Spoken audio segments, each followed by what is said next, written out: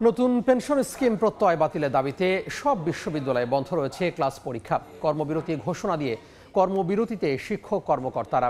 এই মুহূর্তে ঢাকা বিশ্ববিদ্যালয়ে আছেন রিপোর্টার শাকির আহমেদ এবং বরিশাল বিশ্ববিদ্যালয়ে আছেন অপূর্ব অপু। আমরা সরাসরি শুরুতেই যাব ঢাকা বিশ্ববিদ্যালয়ের শাকিরের কাছে। শাকির, সারা দেশের বিশ্ববিদ্যালয়গুলোর মতো ঢাকা বিশ্ববিদ্যালয়ে কিন্তু শিক্ষকরা এই প্রত্যয় স্কিম বাতিলের দাবিতে কর্মবিরতি সেটি পালন করছেন। পাশাপাশি কর্মকর্তা কর্মচারীরাও কিন্তু এই কর্মসূচি সেটি পালন করছেন। তারা বলছেন যে 1 জুলাই থেকে যারা বিশ্ববিদ্যালয়ে যোগদান করবেন তাদের ক্ষেত্রে এই প্রত্যয় স্কিমের আওতাভুক্ত হবেন তারা, যার ফলশ্রুতিতে আসলে মেধাবীরা পরবর্তীতে শিক্ষকতায় আসতে আগ্রহ হারাবেন এমনটি তারা কিন্তু বলছেন। এবং এর আগেও বেশ কিছু কর্মসূচির মাধ্যমে অর্থাৎ তারা কিন্তু তাদের এই প্রত্যয় স্কিম বিরোধী অবস্থান সেটির কথা তারা জানান দিয়েছিলেন, কিন্তু কর্তৃপক্ষের পক্ষ থেকে অর্থাৎ অর্থ মন্ত্রণালয় সহ সরকারের সংশ্লিষ্ট পক্ষ থেকে কোনো ধরনের সাড়া না মিলায় তারা কিন্তু আজ থেকে অর্থাৎ 1 জুলাই থেকে সারা বাংলাদেশের অন্যান্য বিশ্ববিদ্যালয়ের মতো ঢাকা বিশ্ববিদ্যালয়ের শিক্ষক কর্মকর্তা কর্মচারীরা কিন্তু পূর্ণ দিবস কর্মবিরতি পালন করছেন। অর্থাৎ তারা কোনো ধরনের ক্লাসে অংশগ্রহণ করবেন না। পাশাপাশি পরীক্ষা যেগুলো রয়েছে মিড টার্ম পরীক্ষা, সেমিস্টার ফাইনালের যে পরীক্ষাগুলো রয়েছে সেই সেমিস্টার ফাইনাল পরীক্ষা সহ সব ধরনের পরীক্ষা এবং ক্লাস তারা কিন্তু বর্জন করেছেন। এবং তারা বলেছেন যে কর্মকর্তা কর্মচারী যারা রয়েছে তারাও কিন্তু এটির আওতায় আসবেন, যার ফলশ্রুতিতে কর্মকর্তা কর্মচারীদের সংগঠনের পক্ষ থেকেও কিন্তু অফিসিয়াল যে কার্যক্রমগুলো রয়েছে অর্থাৎ যে আনুষ্ঠানিক কার্যক্রমগুলো সেগুলো কিন্তু কর্মকর্তা কর্মচারীরা বন্ধ রাখার ঘোষণা দিয়েছেন। এবং শিক্ষকরা অবস্থান কর্মসূচি পালন করছেন কয়েকদিন ধরে কলা ভবনের যে মূল ফটক রয়েছে সেটিতে।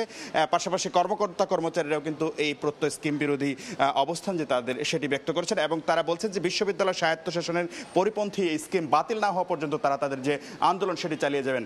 আজকে আমরা দেখতে পেয়েছি লাইব্রেরি অর্থাৎ কেন্দ্রীয় লাইব্রেরি সেটিও কিন্তু বন্ধ রাখা হয়েছে। শুধু ঢাকায় নয়, ঢাকার বাইরেও বিশ্ববিদ্যালয়ের শিক্ষকরা এই কর্মসূচি পালন করছেন। বরিশাল বিশ্ববিদ্যালয়ে চলে যাচ্ছি, সেখানে আছেন সহকর্মী অপূর্ব অপু।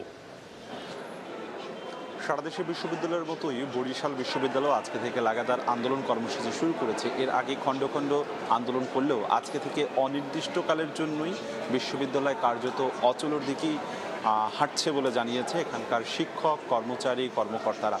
আজকে সকাল 10টা থেকে এই কর্মসূচি শুরু করেছে এবং এই মুহূর্তে বরিশাল বিশ্ববিদ্যালয়ের যে সামনের যে প্রবেশদ্বার রয়েছে সেই প্রবেশদ্বারের সামনে এখানে 3টি ভাগে বিভক্ত হয়ে আলাদা আলাদাভাবে এখানকার অফিসার্স অ্যাসোসিয়েশন, শিক্ষক সমিতি এবং 11 থেকে 20 গ্রেডের যারা কর্মচারীরা রয়েছে তারা আলাদাভাবে এখানে বৈঠক করছে।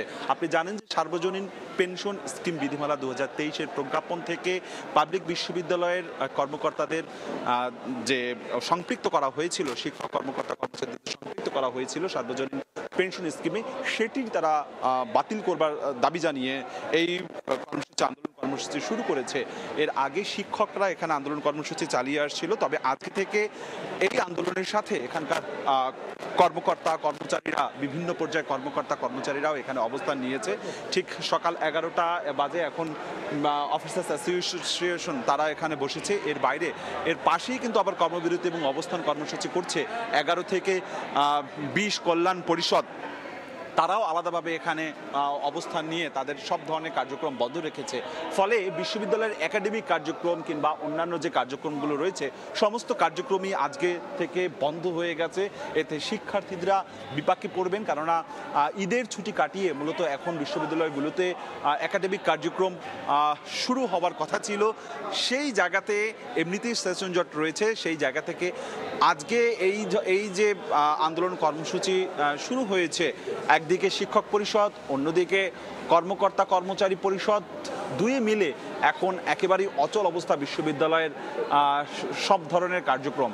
তারা এই আন্দোলনকারীরা বলছেন যে যতক্ষণ না পর্যন্ত এই পেনশন স্কিম থেকে সার্বজনীন যে পেনশন স্কিম থেকে তাদেরকে সম্পৃক্ত করা হয়েছে সেটি তারা আসলে কোনোভাবেই যৌক্তিক মনে করছে না। তাদের দাবি হচ্ছে যে তারা যেহেতু বিশ্ববিদ্যালয় থেকে শেষ করে এখানে তাদের কর্মকালীন সময় শেষ করে আলাদাভাবে পেনশন পাবে, সেজন্য আলাদাভাবে সার্বজনীন স্কিমে তাদেরকে সম্পৃক্ত করলে তাদের বেতন বৈষম্য হবে, তাদের জীবনাচরণ সরকারি চাকরিজীবীদের সাথে তাদের চাকরির যে জীবনমান ব্যবধান হবে সেটির তারা প্রতিবাদ জানাচ্ছে। তো বরিশাল বিশ্ববিদ্যালয় থেকে আমার কাছে সবশেষ এতটুকুই খবর ছিল।